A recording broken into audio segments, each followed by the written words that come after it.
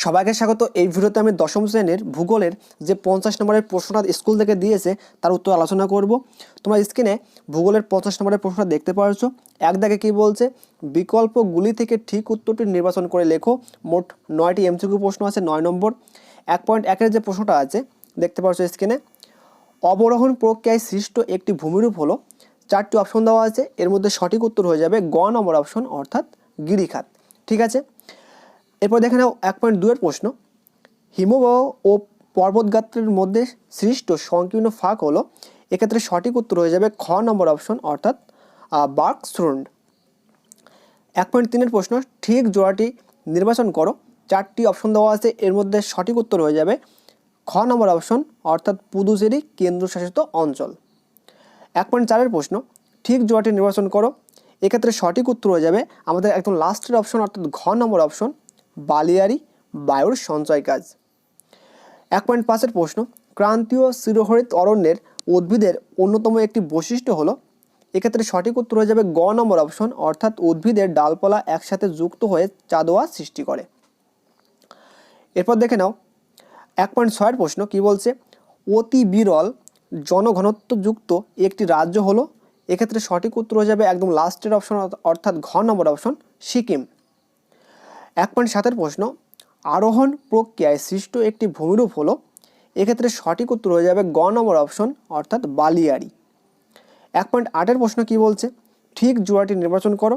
এক্ষেত্রে সঠিক উত্তর হয়ে যাবে গ নম্বর অপশন, অর্থাৎ আন্দামান নিকোবর দ্বীপপুঞ্জের চিরহরিত বৃক্ষ কি হয়ে যাবে, মেহগনি। ঠিক আছে, এখন দেখে নাও এমসিকিউ লাস্টের প্রশ্ন, ভারতের রুট বলা হয়।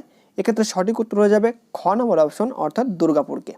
এই ছিল তোমাদের এক দাগের যে 9টি এমসিকিউ প্রশ্ন ছিল তার সঠিক উত্তর। এখন দেখে নাও 2 দাগের যে প্রশ্ন আছে, অর্থাৎ শূন্যস্থান পূরণ করো। তোমাদের মোট 3টি শূন্যস্থান দিয়েছে 3 নম্বরের জন্য, দেখতে পাচ্ছ ডান সাইডে 1 × 3 = 3। প্রথম যে শূন্যস্থানটা আছে 2.1, বায়ুর ড্যাশ প্রক্রিয়ায় বালি ও পলিকণা এক স্থান থেকে অন্য স্থানে অপসারিত হয়।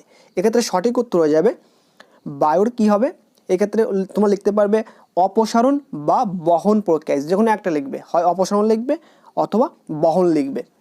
2.2-এর কি বলছে, ড্যাশ উপত্যকা পীরপাঞ্জাল ও উচ্চ হিমালয় পর্বতশ্রেণী দ্বারা বেষ্টিত। সঠিক উত্তর হয়ে যাবে, অর্থাৎ শূন্যস্থানে বসবে 2.2-এর কাশ্মীর। ঠিক আছে, অর্থাৎ কাশ্মীর উপত্যকা পীরপাঞ্জাল ও উচ্চ হিমালয় পর্বতশ্রেণী দ্বারা বেষ্টিত। 2.3-এর প্রশ্ন কি বলছে, ড্যাশ মৌসুমী বায়ুর প্রভাবে ভারতে শীতকাল প্রায় শুষ্ক প্রকৃতির হয়। এক্ষেত্রে সঠিক উত্তর হয়ে যাবে উত্তর পূর্ব মৌসুমী বায়ুর প্রভাবে ভারতে শীতকাল প্রায় শুষ্ক প্রকৃতির হয়, অর্থাৎ সঠিক উত্তর হয়ে যাবে উত্তর পূর্ব। ঠিক আছে, এখন দেখে নাও 3 দাগের প্রশ্ন, বাক্যটি সত্য হলে ঠিক এবং অসত্য হলে ভুল লেখো। মোট 3টি সত্য মিথ্যা দেওয়া আছে। 3 নম্বর 3.1-এর প্রথম যে প্রশ্নটা আছে দেখতে পাচ্ছ, নদী খাতে অবঘর্ষ প্রক্রিয়ায় সৃষ্ট গর্তগুলি হলো মন্তকূপ। 3.1-এর প্রশ্নটা হয়ে যাবে সঠিক, অর্থাৎ একদম সঠিক হয়ে যাবে প্রথম 3.1-এর উত্তরটা। 3.2-এর প্রশ্ন, ভারতের উপকূল অঞ্চলে দিনের বেলা স্থলবায়ু প্রবাহিত হয়। এক্ষেত্রে উত্তরটা হয়ে যাবে সম্পূর্ণ ভুল, অর্থাৎ উত্তর লিখবে ভুল। 3.3-এর প্রশ্ন, শুষ্ক ও উষ্ণ আবহাওয়া চা চাষের পক্ষে আদর্শ। এক্ষেত্রেও কিন্তু উত্তরটা হয়ে যাবে ভুল। ঠিক আছে, অর্থাৎ 3.1-এরটা হয়ে যাবে ঠিক, 3.2 হয়ে যাবে ভুল, 3.3 হয়ে যাবে ভুল। এখন দেখে নাও 4 দাগের প্রশ্ন কি বলছে, স্তম্ভ মেলাও।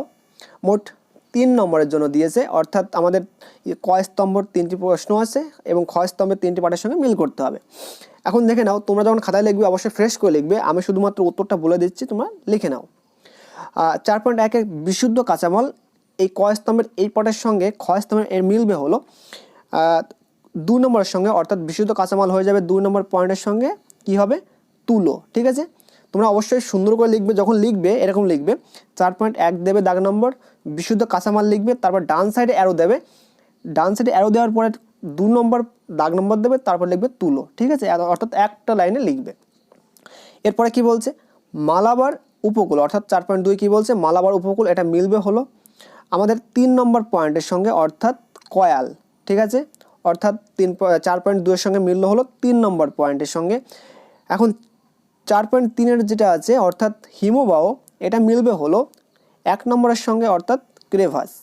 ঠিক আছে, অর্থাৎ আমাদের 3টি স্তম্ভ মিলকরণ কমপ্লিট হয়ে গেল। প্রথমটা হয়ে যাবে তুলো, 4.2 হয়ে যাবে কয়াল এবং 4.3 হয়ে যাবে ক্রেভাস। এখন দেখে নাও 5 দাগের প্রশ্ন, সংক্ষিপ্ত উত্তর দাও। 5.1-এর প্রশ্ন, পলল বেজনী কেন পর্বতের পাদদেশে সৃষ্টি হয়? এক্ষেত্রে উত্তরটা করার জন্য প্রথমে হেডিং করে নেবে পলল বেজনী পর্বতের পাদদেশে সৃষ্টির কারণ।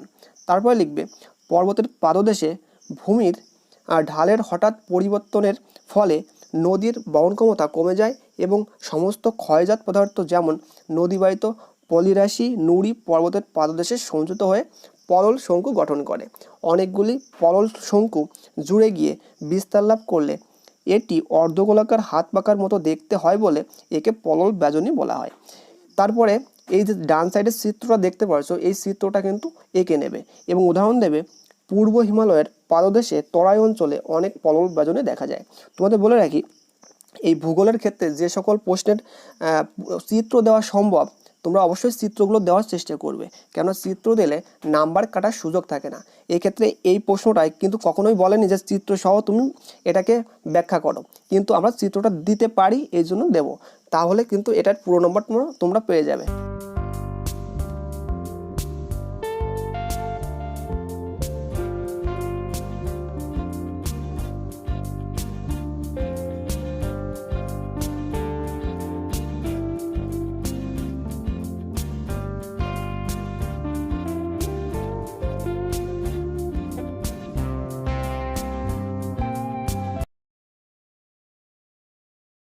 অক্ষাংশ ভেদে হিমরেখার উচ্চতা ভিন্ন হয়, ভৌগোলিক কারণ ব্যাখ্যা করো। এটি 2 নম্বরের জন্য তোমাদের পরীক্ষায় দিয়েছে। এখন দেখে নাও, হেডিং করবে ভৌগোলিক কারণ, তারপরে লিখবে কোনো স্থানে হিমরেখার উচ্চতা নির্ভর করে অক্ষাংশের ভিত্তিতে অবস্থান, ভূমির উচ্চতা, ঋতু পরিবর্তন প্রবৃত্তির উপর। তাছাড়া আমরা জানি অক্ষাংশের মান বৃদ্ধির সঙ্গে সঙ্গে উষ্ণতা কমতে থাকে, ফলে হিমরেখার উচ্চতাও কমে। নিরক্ষরেখা থেকে ক্রমশ উত্তরে ও দক্ষিণে যেহেতু উষ্ণতা কমতে থাকে, তাই হিমরেখার অবস্থানের উচ্চতাও কমতে থাকে। শীতকালে উষ্ণতা কমে যায় বলে হিমরেখা পর্বতের নিম্নাংশে এবং গ্রীষ্মকালে উষ্ণতা বেড়ে যায় বলে পর্বতের ঊর্ধ্বাংশে অবস্থান করে। তাই দেখা যায় হিমরেখা নিরক্ষীয় অঞ্চলে গড়ে 5500 মিটার, হিমালয় পর্বতে 4500 মিটার, আল্পস পর্বতে 2800 মিটার উচ্চতায় অবস্থান করে। ঠিক আছে,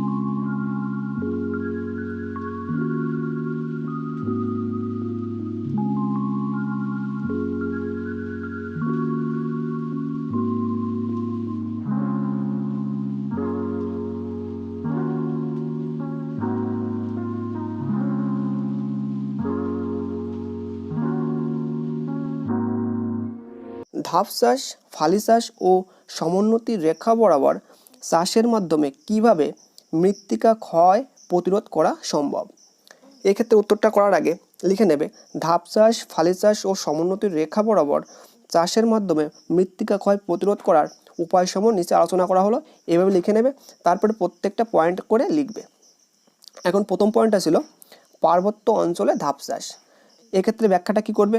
পার্বত্য অঞ্চলের ঢালু জমিতে ধাপ গঠন করলে জল প্রবাহকে নিয়ন্ত্রণ করা যায়।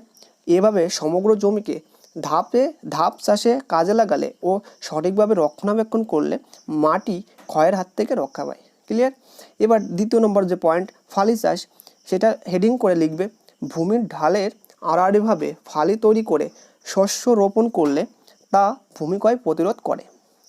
এবার লাস্টের যেটা আছে সমোন্নতি রেখা বরাবর কৃষিকাজ, তারপরে লিখবে সমোন্নতি রেখা বরাবর জমিগুলিতে আল বা বাদ দিয়ে কৃষি জমি তৈরি করে চাষাবাস করলে প্রবাহমান জলের গতি বাধাপ্রাপ্ত হয় এবং মৃত্তিকা ক্ষয়ের পরিমাণ হ্রাস পায়।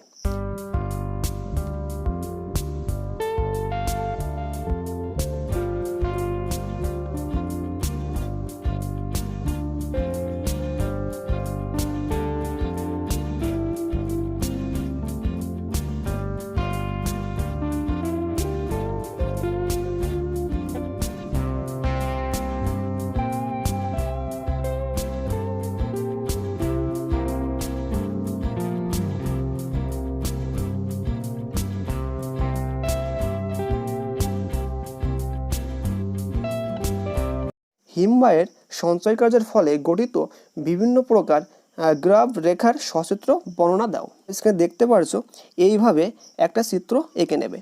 ঠিক আছে, তোমরা তোমাদের বই থেকে উত্তরটা করতে পারো। তারপরে হেডিং করে রাখবে প্রথমে হিমবাহের অবক্ষেপণ বা সঞ্চয় কার্যের ফলে সৃষ্ট ভূমিরূপ। তারপরে গ্রাফ রেখা বলে আবার হেডিং করবে। তারপরে দেখতে পারছো ব্যাখ্যাটা করে নেবে। আমি তোমাদের প্রথমে জুম করে চিত্রটা দেখিয়ে দেই, তোমরা চিত্রটা ভালোভাবে আঁকবে। খেয়াল করো, এইভাবে প্রথমে চিত্রটা এঁকে নেবে খাতায়। ঠিক আছে, দেখতে পারছো এখানে কি কি আছে। এখানে আছে পার্শ্ব গ্রাফ রেখা, তারপরে এখানে আছে ভূমি গ্রাফ রেখা, প্রান্ত গ্রাফ রেখা, তারপরে মধ্য গ্রাফ রেখা। এইভাবে প্রত্যেকটা নামগুলো লিখে নেবে। তুমি খাতার ডান সাইডেও আঁকতে পারো অথবা বাঁ সাইডেও আঁকতে পারো। তারপরে ব্যাখ্যাটা করবে। আমি ব্যাখ্যাটা করার জন্য ডান সাইডেও সিলেক্ট করতে পারি, বাঁ সাইডেও সিলেক্ট করতে পারি। দেখতে পাচ্ছ এখানে প্রথমে লিখবে গ্রাফ রেখা বলে হেডিং করবে। তারপর লিখবে হিমবাহ অগ্রসর হওয়ার সময় এর সাথে যেসব পাথরখণ্ড, কাঁকর, বালি, কাদা প্রভৃতি বাহিত হয়, হিমবাহ গলতে আরম্ভ করলে সেগুলি হিমবাহের প্রবাহপথের আশেপাশে ধীরে ধীরে সঞ্চিত হতে থাকে। এই অসংবদ্ধ মিশ্র পদার্থের সঞ্চয়কে গ্রাফ রেখা বা মোড়েন বলে। গ্রাফ রেখাকে বিভিন্ন ভাগে ভাগ করা যায়। 1 নম্বর ভাগে লিখবে গ্রাফ রেখা হিমবাহের দুপাশে সঞ্চিত হলে তাকে পার্শ্ব গ্রাফ রেখা বলে। খেয়াল করো এখানে পার্শ্ব গ্রাফ রেখাটা হবে এইটা। ঠিক আছে, পার্শ্ব বলতে একদম কর্নার দিয়ে দেখবে এই দাগগুলো আছে, এই যে দাগগুলো দেখতে পাচ্ছ এখানে, ওই দাগগুলো হলো পার্শ্ব গ্রাফ রেখার দাগ। এবার 2 নম্বর যে পয়েন্টটা আছে, এখানে 2 নম্বর পয়েন্ট, হিমবাহ বাহিত পদার্থসমূহ সামনের দিকে সঞ্চিত হলে তাকে প্রান্ত গ্রাফ রেখা বলে। খেয়াল করো প্রান্ত গ্রাফ রেখা কোনগুলো, এই যে লাস্টের দিকে দেখতে পাচ্ছ এখানে, আমি তোমাদের দেখিয়ে দেই, এই যে এটা হলো প্রান্ত গ্রাফ রেখা। এবার 3 নম্বর পয়েন্ট, দুটি হিমবাহ দুদিক থেকে এসে একসাথে মিলিত হলে উভয়ের মাঝখানে বাহিত পদার্থ জমা হয়ে যে সরু গ্রাফ রেখা তৈরি হয় তাকে মধ্য গ্রাফ রেখা বলে। এখন মধ্য গ্রাফ রেখা দেখতে পাচ্ছ এখানে, তোমাদের দেখিয়ে দেই, এই যে এটা হলো মধ্য গ্রাফ রেখা এবং এটা হবে একদম মিডিলের এই যে পয়েন্টটা আছে এখানে হলো মধ্য গ্রাফ রেখা। তোমরা চিত্রটা ভালোভাবে এঁকে নেবে, তারপর ব্যাখ্যাগুলো বুঝতে পারবে। 4 নম্বর পয়েন্ট, হিমবাহের নিচে অর্থাৎ ভূমিতে ক্ষয়জাত বা বাহিত পদার্থ সঞ্চিত হয়ে যে গ্রাফ রেখা তৈরি হয় তাকে ভূমি গ্রাফ রেখা বলে। এক্ষেত্রে দেখতে পাচ্ছ ভূমি গ্রাফ রেখাটা আমি তোমাদের দেখিয়ে দেই, এই যেটা হলো ভূমি গ্রাফ রেখা এবং এটা হলো এই যে এখানে, এটা হলো ভূমি গ্রাফ রেখার দেখা যাচ্ছে এখানে। ক্লিয়ার? এবার তারপরে লিখবে, যেমন উদাহরণটা দিয়েছে, উত্তর পশ্চিম ইউরোপ, পোল্যান্ড, ফিনল্যান্ড, নরওয়ে, সুইডেনের দক্ষিণাংশ এবং কানাডায় যথেষ্ট সংখ্যক গ্রাফ রেখা দেখতে পাওয়া যায়। এই ছিল তোমাদের 4 নম্বর প্রশ্নের কমপ্লিট উত্তর। দেখে নাও ভালো করে। এইভাবে চিত্রটা আঁকবে, তারপরে ব্যাখ্যাটা করবে। তোমরা খাতায় সুন্দর করে পয়েন্ট করে লিখবে। যেহেতু আমি এটা একটা বই থেকে লিখেছি, তোমরা যখন করবে সুন্দর করে চিত্র আঁকবে, তারপরে গ্রাফ রেখা বলে কাকে বলে এটা লিখবে, তারপরে যে 4টি ভাগ আছে গ্রাফ রেখার, এই 4 প্রকার গ্রাফ রেখা হেডিং করে পরপর করে লিখবে সুন্দর করে, তাহলে কিন্তু উত্তরটা সবথেকে ভালো হবে। ভারতের কোন অঞ্চলে অধিকাংশ কফি উৎপাদন করা হয়? এই বাগিচা ফসল চাষের অনুকূল প্রাকৃতিক পরিবেশের বর্ণনা দাও। দেখে নাও প্রথম অংশের উত্তর, ভারতের অধিকাংশ কফি উৎপাদন করা হয় কর্ণাটক। দেখো ব্র্যাকেটে প্রথম বলতে এখানে কর্ণাটকটা হলো কফি উৎপাদনে ভারতের মধ্যে প্রথম। কর্ণাটক 2 নম্বরে লিখবে কেরল, তারপরে তামিলনাড়ু অঞ্চলে। তাহলে প্রথম পার্টের উত্তর ঠিক এইটুকু লিখে নেবে, তাহলে কিন্তু হয়ে যাবে। এখন আলোচনা করব এর দ্বিতীয় পার্ট, কফি চাষের অনুকূল প্রাকৃতিক পরিবেশ। ঠিক আছে, এখন বর্ণনা করতে বলেছে, তাহলে একটু বড় করে লিখবে। প্রথমে লিখবে হেডিং করবে জলবায়ু, তারপরে লিখবে কফি উষ্ণ ও আর্দ্র ক্রান্তীয় জলবায়ুর ফসল। এখন এই জলবায়ুর মধ্যে কিছু আবার গুরুত্বপূর্ণ বৈশিষ্ট্য আছে, যেমন 1 নম্বরে লিখবে উষ্ণতা। ঠিক আছে, এই যেমন উষ্ণতা দেখতে পাচ্ছ, উষ্ণতার মধ্যে লিখবে উচ্চভূমিতে 14 ডিগ্রি থেকে 26 ডিগ্রি সেলসিয়াস এবং নিম্নভূমিতে 20 ডিগ্রি থেকে 30 ডিগ্রি সেলসিয়াস উষ্ণতা প্রয়োজন। ঠিক আছে, এর দ্বিতীয় পয়েন্টে লিখবে বৃষ্টিপাত, গড়ে 100 থেকে 150 সেমি বৃষ্টিপাত প্রয়োজন। আর 3 নম্বরে লিখবে আর্দ্রতা, উষ্ণ ও আর্দ্র অবস্থা হলে ভালো হয়। এই হলে কিন্তু এইগুলো লিখলে কিন্তু যেভাবে লিখেছি এইভাবে লিখবে, তাহলে কিন্তু আমাদের উত্তরগুলো ভালো হবে। এখন 2 নম্বর পয়েন্ট লিখবে ছায়া দানকারী বৃক্ষ, সরাসরি সূর্যকিরণ কফি গাছের ক্ষতি করে বলে কফি খেতে কলা, ভুট্টা প্রভৃতি ছায়া প্রদানকারী গাছ লাগানো হয়। 3 নম্বর পয়েন্টে লিখবে মাটি মৃদু অম্লযুক্ত বা অম্লধর্মী পটাশ ও হিউমাস সমৃদ্ধ মাটি কফি চাষে আদর্শ। ভারতের লাল দোআঁশ ও লাভাজাত মাটিতে কফি চাষ ভালো হয়। ঠিক আছে, আমি যেভাবে লিখেছি এভাবে লিখতে পারো, আমি একটু বানিয়ে বানিয়ে বলছি, তোমরা একটু লিখে নেবে যা আছে তাই। 4 নম্বর প্রশ্ন, জমি জল নিকাশের সুবিধাযুক্ত পাহাড়ের ঢালু জমি কফি চাষের পক্ষে আদর্শ। 5 নম্বর পয়েন্টে লিখবে কুয়াশা কুয়াশা কফি গাছের কী করে, বৃদ্ধিতে সহায়তা করে। ঠিক আছে, এইটুকু লিখলেই 5টা পয়েন্ট লিখলেই কিন্তু আমাদের কফি চাষের প্রাকৃতিক যে বর্ণনা, পরিবেশের বর্ণনা, সেটা কিন্তু কমপ্লিট হয়ে যাবে। প্রশ্ন তোমাদের, ভারতীয় জনজীবনে নগরায়নের নেতিবাচক প্রভাবগুলি উল্লেখ করো। এটা 5 নম্বরের জন্য দিয়েছে। উত্তরটা ঠিক একটু বড় করে লিখেছি আমি, তোমরা ব্যাখ্যা করেছি, তোমরা চাইলে ছোট করেও লিখতে পারো, এখান থেকে শর্টকাট করে দেখে নাও উত্তরটা কীভাবে লিখবে। ভারতীয় জনজীবনে নগরায়নের নেতিবাচক প্রভাবগুলি নিম্নে বর্ণনা করা হলো বলে হেডিং করবে। তারপরে পয়েন্ট আকারে লিখবে বসতির অভাব। ভারতীয় বড় বড় নগরগুলিতে জনসংখ্যার চাপ এতটাই বেশি যে সকল মানুষের জন্য বাসস্থান বা আবাসস্থলের অভাব পরিলক্ষিত হয়। তাছাড়া মানুষ জীবিকার খোঁজে শহরে চলে এলে এখানে বাসস্থানের অভাব সৃষ্টি হয়। ফলস্বরূপ রেললাইনের পাশে, রাস্তার ধারে, খাল পাড়ে, বস্তিতে মানুষ আশ্রয় নেয়। 2 নম্বর পয়েন্টে লিখবে পরিবহন সমস্যা। ভারতীয় শহরগুলিতে পরিবহনগত সমস্যাগুলির মধ্যে অন্যতম হলো যানজট সম্পর্কিত সমস্যা, যা ভারতের প্রায় প্রতিটি শহরে নিত্যদিনের একটি ঘটনায় পরিণত হয়েছে। তারপর লিখবে বড় বড় নগরগুলির বিপুল পরিমাণ জনসংখ্যার ভিড় সামলানোর জন্য যে পরিমাণ সড়ক পরিবহন ব্যবস্থার বিকাশ প্রয়োজন তা না থাকায় এই ভারতীয় শহর বা নগরগুলিকে এক ধরনের সমস্যায় পড়তে হয়। 3 নম্বর পয়েন্টে লিখবে পানীয় জলের অভাব। ঠিক আছে, তারপর লিখবে মানুষের বেঁচে থাকার জন্য প্রয়োজন হয় জলের, কিন্তু বড় বড় শহরগুলিতে বসবাসকারী মানুষের ব্যবহার ও পানীয় জলের যে বিপুল চাহিদা দেখা যায় তা অনেক সময় পূরণ করা সম্ভব হয় না।